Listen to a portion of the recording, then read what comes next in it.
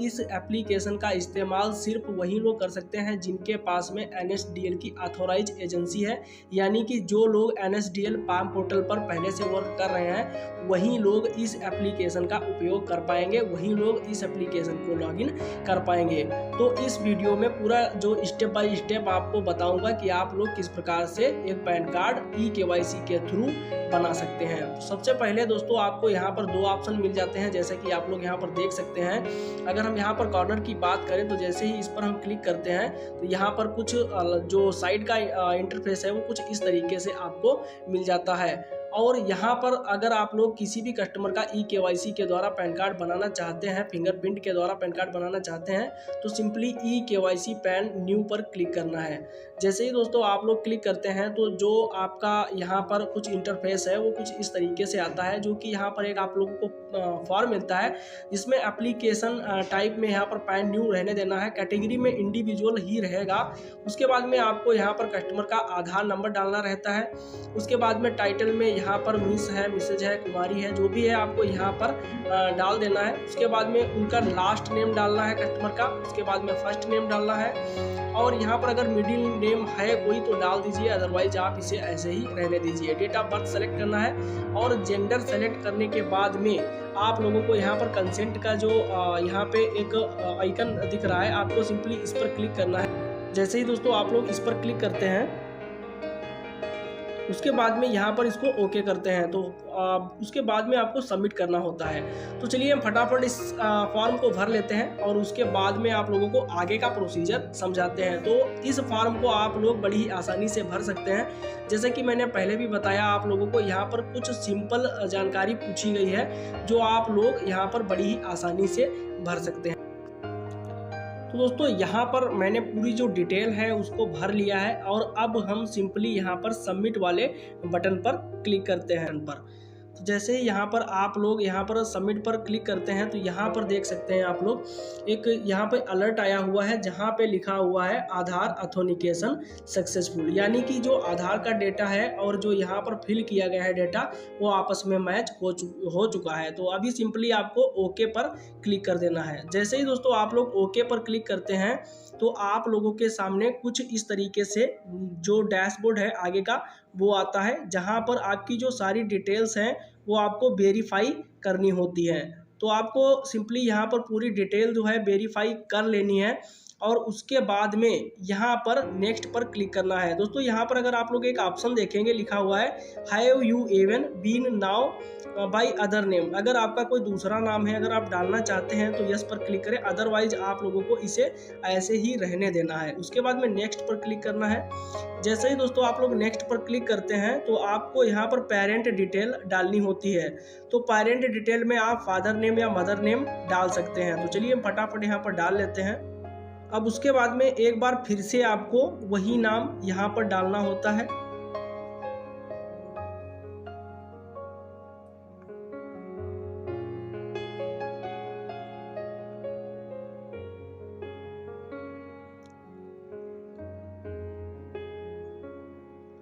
अब उसको यहाँ पर डालने के बाद में जब आप लोग नाम डालकर उसके बाद में वेरीफाई कर लेते हैं तो सिंपली आपको नीचे की तरफ बिल्कुल स्क्रॉल डाउन करना है और अब यहाँ पर आप लोग देखेंगे parent name to be printed on the PAN card. तो यहाँ पर फादर नेम अगर आप लोगों ने यहाँ पे ऊपर डाला हुआ है तो फादर नेम पर क्लिक करना है, अगर आप लोगों ने मदर नेम डाला हुआ है तो मदर नेम पर क्लिक करना है। ज़्यादातर लोग दोस्तों और हम भी पैन कार्ड बनाते हैं तो यहाँ पर फादर नेम ही डालते हैं, तो आपको फादर नेम ही यहाँ पर डालना है और उसके बाद में यहाँ पर पूरी डिटेल डालने के बाद में नेक्स्ट पर क्लिक करना है। तो जैसे ही दोस्तों आप लोग नेक्स्ट पर क्लिक करते हैं तो जो नेक्स्ट डैशबोर्ड होता है वो कुछ इस तरीके से आपको मिलता है, जहां पर पूछा जा रहा है कि whether physical PAN card is required. अगर आप लोग पूछ रहा है कि फिजिकल पैन कार्ड क्या आप चाहते हैं तो आपको यस पर रहने देना है। अगर आप नो पर करेंगे तो आपको सिर्फ ई पैन ही मिलेगा, आपका जो फिजिकल पैन कार्ड आता है वो यहाँ पर नहीं मिल पाएगा। तो यहाँ पे यस ही रहने देना है। उसके बाद में यहाँ पर इनकम पूछ रहा है तो इनकम सोर्स आपका जो भी इनकम सोर्स है कस्टमर से पूछ लेना है, उसी हिसाब से आपको डाल देना है। मेरे केस में नो है तो मैं यहाँ पर नो पर क्लिक करता हूँ, नो इनकम पे। अब यहाँ पर मोबाइल नंबर डालने के लिए बोल रहा है तो यहाँ पर सबसे पहले हम कंट्री कोड जो है सेलेक्ट कर लेते हैं। तो यहाँ पर हम चलिए इंडिया सेलेक्ट कर लेते हैं। अब उसके बाद में एरिया एसटीडी कोड यहाँ पर 91 आपको डाल देना है, और उसके बाद में यहाँ पर टेलीफोन या मोबाइल नंबर आपको डालना रहता है। तो चलिए हम फटाफट यहाँ पर डाल देते हैं।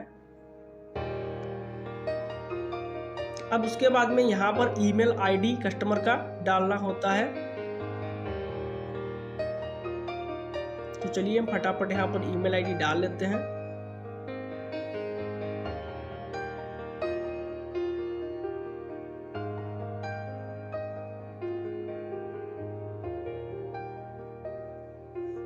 प्लेस में आप जहाँ भी पैन कार्ड अप्लाई कर रहे हैं वहाँ का नाम डाल देना है, और डेट ऑटो सेलेक्टेड रहेगी। यहाँ पर एड्रेस ऑफ कम्युनिकेशन में रेजिडेंस ही रहने देना है। अगर आपका ऑफिस है तो आप ऑफिस सेलेक्ट कर सकते हैं। मेरे केस में रेजिडेंस है तो हम यहाँ पर इसे ऐसे ही रहने देना है। अब उसके बाद में नेक्स्ट पर क्लिक करना होता है। जैसे ही दोस्तों आप लोग नेक्स्ट पर क्लिक करते हैं तो एओ डिटेल आपको यहाँ पर भरनी होती है। तो आप एओ डिटेल सर्च भी कर सकते हैं अगर आप लोगों को नहीं पता है। तो यहाँ पर चलिए हम यहाँ पर डाल लेते हैं।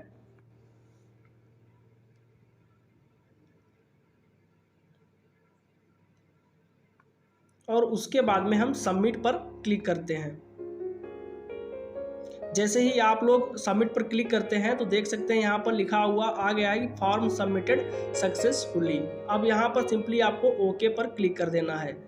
जैसे ही आप लोग ओके पर क्लिक करते हैं तो जो पूरा फॉर्म है वो यहाँ पर आ चुका है। अब KYC पैन न्यू यहाँ पर ये ऑप्शन आ चुका है, यानी कि अब आपको यहाँ पर KYC करना पड़ेगा, ऐसा यहाँ पे बोल रहा है। तो आपको सिंपली पूरी डिटेल आपको यहाँ पर देख लेनी है एक बार, और उसके बाद में आप लोगों को यहाँ पर कन्फर्म पर क्लिक करना है। तो चलिए हम कन्फर्म पर क्लिक करते हैं। अब यहाँ पर फॉर्म कन्फर्मेड सक्सेसफुली का ऑप्शन आ चुका है। अब यहाँ पर ओके पर क्लिक करना है। तो जैसे ही आप लोग ओके पर क्लिक करते हैं तो यहाँ पर आपको दो ऑप्शन मिलते हैं। पहला है OTP बेस्ड KYC और दूसरा है बायोमेट्रिक बेस्ड KYC। तो OTP के माध्यम से उन लोगों का आप लोग कर सकते हैं जिनके आधार कार्ड पे मोबाइल नंबर रजिस्टर है, और जिनके आधार कार्ड पे मोबाइल नंबर नहीं रजिस्टर है तो उनका आप बायोमेट्रिक बेस्ड KYC कर सकते हैं। तो चलिए हम आप लोगों को दिखाते हैं कि कैसे आपको बायोमेट्रिक KYC करना है, क्योंकि हमारा जो मेन फोकस है वो है बायोमेट्रिक बेस्ड पैन कार्ड बनाने पे। तो हम यहाँ पर बायोमेट्रिक ही सेलेक्ट करेंगे। तो चलिए हम फटाफट क्लिक कर लेते हैं यहाँ पर बायोमेट्रिक बेस्ड KYC पर।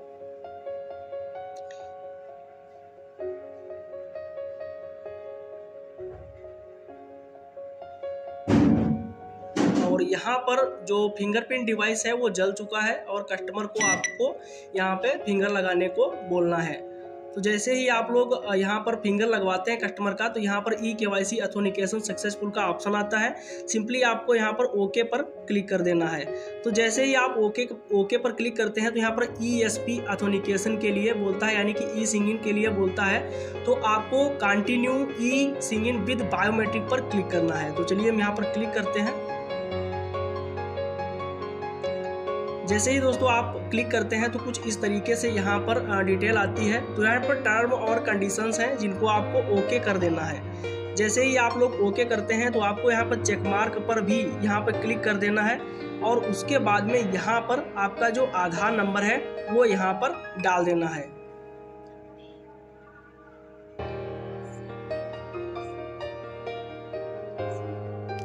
जैसे ही दोस्तों आप लोग आधार कार्ड डालने के बाद में यहाँ पर क्लिक करते हैं चेक मार्क पे, तो यहाँ पर लिख के आता है biometric wired device connected, please click on capture fingerprint button to continue. तो यहाँ पर इस पर ओके करना है, और उसके बाद में यहाँ पर ये जो लिखा हुआ है कैप्चर फिंगरप्रिंट, तो यहाँ पर सिंपली आपको इसी पर क्लिक करना है। जैसे ही आप लोग क्लिक करते हैं तो देख सकते हैं जो डिवाइस है वो ब्लिंक कर चुका है, और कस्टमर का अंगूठा आपको लगवा लेना है। जैसे ही आप लगवाते हैं तो यहाँ पर फिंगरप्रिंट कैप्चर सक्सेसफुली लिख के आता है, तो ओके आपको कर देना है। जैसे ही आप लोग ओके करते हैं तो यहाँ पे ये कुछ टाइम लेता है। उसके बाद में आपको यहाँ पर सबमिट का बटन मिल रहा है, सबमिट पर आपको क्लिक कर देना है।